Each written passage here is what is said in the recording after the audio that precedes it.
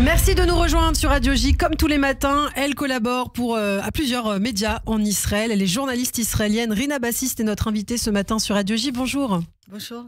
Merci beaucoup Rina d'être avec nous ce matin sur Radio J. Effectivement, on évoque cette actualité difficile en Israël, 321e jour de guerre. À présent, on va évidemment parler de ce qui se passe sur le terrain, mais d'abord sur la scène diplomatique, on le voit, les chances d'un accord de plus en plus faibles avec le Hamas qui refuse toujours d'accepter cette proposition américaine. Alors, où en est-on concrètement ce matin, Rina ?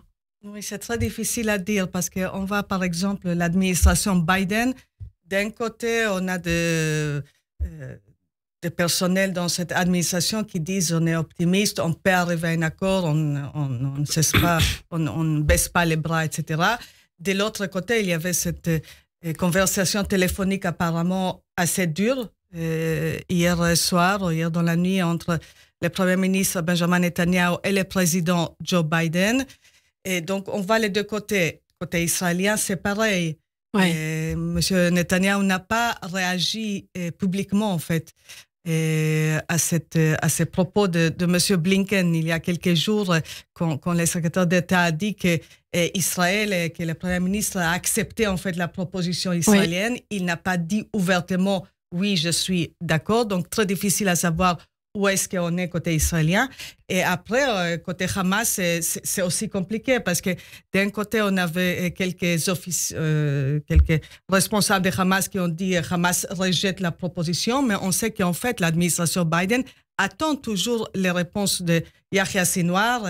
Vous savez très bien que désormais, c'est Yahya Sinwar les seuls responsables, les seuls chefs de Hamas sans une réponse de sa part. En fait, il n'y a pas encore la réponse de cette organisation terroriste. Alors aujourd'hui, le principal point de désaccord, il me semble, c'est concernant l'axe de Philadelphie, le fameux couloir de Philadelphie qui relie l'Égypte à Gaza. Israël souhaite toujours y laisser une présence militaire. Le Hamas, lui, exige le retrait total d'Israël. Alors on a dit que Benjamin Netanyahou finalement avait accepté de lâcher un peu de lest à propos de ce couloir. Finalement, il a fait marche arrière dans la nuit, je crois. Il a dit qu'il n'avait jamais accepté quoi que ce soit. Concrètement, qu'est-ce qui se passe de ce côté-là ? Effectivement, donc on sait que M. Netanyahu, il ne va pas céder complètement à cette demande de Hamas et aussi, il faut dire, la demande de l'Égypte, qu'Israël se retire complètement du couloir de Philadelphie, cette bande de terre qui sépare l'Égypte et la bande de Gaza. La proposition américaine offre en fait à Israël une petite compromis, si on peut dire comme ça. Et aux premières phases, cette fameuse première phase, on va voir le relâchement de 33 otages israéliens.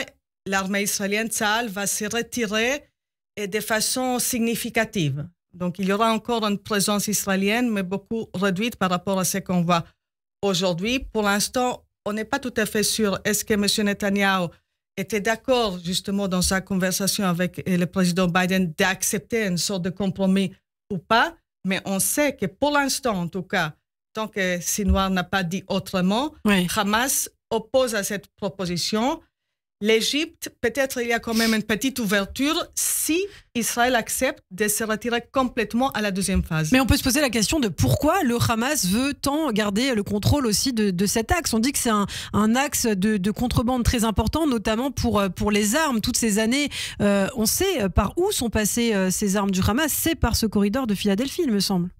Oui, là aussi, les choses ne sont pas tout à fait claires parce qu'il y a des spécialistes israéliens qui disent c'est pas tous les couloirs de Philadelphie, c'est pas exactement tous les tunnels, parce que les tunnels Égypte, on dit en tout cas qu'ils sont bloqués côté égyptien, mais plutôt les passages de Rafah, où se trouve la vérité, encore très, très compliqué à dire. Là, c'est aussi la question en fait qui se pose maintenant aujourd'hui au côté israélien. Est-ce qu'Israël peut accepter une solution où l'Égypte garantit en fait que ces tunnels, même s'ils existent, sont inopérables. Et il y a aussi la question, bien sûr, du contrôle de ces passages de Rafah. Et il faut rappeler que Hamas et les Égyptiens exigent en fait que ces passages entre l'Égypte et la bande de Gaza soient contrôlés par des Palestiniens, peut-être par des Palestiniens qui appartiennent à l'autorité palestinienne, Netanyahou a toujours décliné cette proposition. En aucun cas, Israël va accepter que l'autorité palestinienne contrôle le passage de Rafah. Donc là encore, on a un point de désaccord extrêmement important. Alors pourquoi Benjamin Netanyahou refuse que l'autorité palestinienne, qui est plus modérée entre guillemets que le Hamas, puisse jouer un rôle justement de présence sur le terrain de ce côté-là? Bon, de son point de vue, l'autorité palestinienne soutient encore des organisations terroristes. Oui. Se tourne pas les dos, si on peut dire ça, aux terroristes qui ont commis des attaques contre les Israéliens, parce que ces familles de ces terroristes reçoivent des allocations, des salaires, oui. etc. Et tant que ça n'a pas changé, il n'est pas d'accord que l'autorité palestinienne participe à la reconstruction de Gaza, mais il faut dire que pas tous les Israéliens ils sont de cet avis. Il y a pas mal des Israéliens qui croient qu'en fait, sans une participation de l'autorité palestinienne, on n'aura pas une solution au problème de Gaza au long terme. Alors vous parlez des Israéliens, on voit en ce moment la colère gronde, et notamment à Tel Aviv, on a vu ces manifestations du Forum des familles des otages en colère contre Benjamin Netanyahou, accusé d'ailleurs de saboter en fait les pourparlers, les efforts pour tenter d'obtenir la libération des otages. Et puis ces familles qui refusent aussi que ce soit l'État qui organise la fameuse commémoration du 7 octobre prochain. Donc là on voit aussi des divisions très fortes en Israël contre Benjamin Netanyahou. Oui, je crois que surtout les kibbutzim et les moshavim qui sont à côté de la frontière avec Gaza, il y a un énorme sentiment de trahison. L'État n'était pas là, Tsahal n'était pas là. C'est dur à dire, mais c'est la vérité. Et on est plus que 10 mois après le 7 octobre et il y a encore des détails qui sortent sur cette journée terrible. L'échec énorme du gouvernement Netanyahou, de son concept justement d'aider en fait les Hamas rester en pouvoir d'une certaine façon. L'échec des renseignements, l'échec opérationnel, tout ça amène beaucoup d'amertume, beaucoup de déception de la part de ces personnes. Et quand eux et les autres familles des otages voient que pour l'instant il n'y a pas un accord pour le relâchement des otages, c'est non seulement de l'amertume et de la déception, mais aussi une crainte énorme pour la sort de ces personnes. C'est ce qu'ils disent, on a été abandonnés. En tout cas, les otages ont été abandonnés par le gouvernement israélien. C'est ce qu'on a pu entendre notamment de la part de certaines familles la semaine dernière. Oui, je crois que ce n'est pas par hasard. On a vu hier dans la nuit à cette convention démocrate.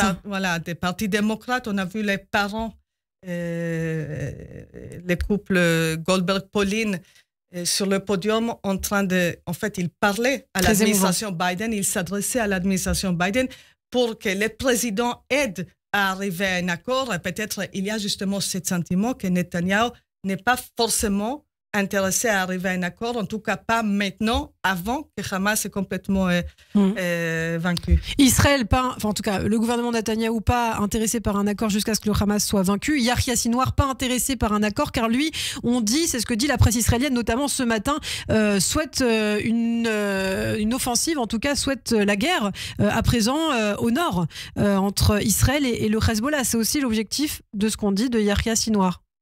Oui, c'est peut-être une de ces stratégies, en fait, parce qu'on sait, pour l'instant, on n'a pas vu cette grande offensive iranienne, qu'on attendait, ni la grande offensive de Hezbollah, mais cette attaque, elle peut y arriver. Surtout l'attaque de Hezbollah, c'est ce que Tsahal et les Israéliens craignent en ce moment.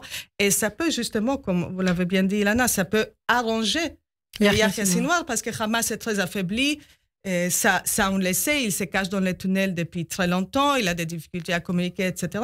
Donc, on peut bien imaginer que sa stratégie comporte aussi cet élément. S'il y aura une attaque par Hezbollah, ça lui donne un certain souffle, parce que Tsahal sera autrement occupé. Oui, ça obligera Tsahal à desserrer l'étau autour de lui, notamment à Khan Younes, et de déplacer donc les forces vers le nord. Merci beaucoup Rina Bassis d'avoir été avec nous. Merci pour ces précisions ce matin sur Radio J. On va continuer justement à évoquer l'actualité en Israël et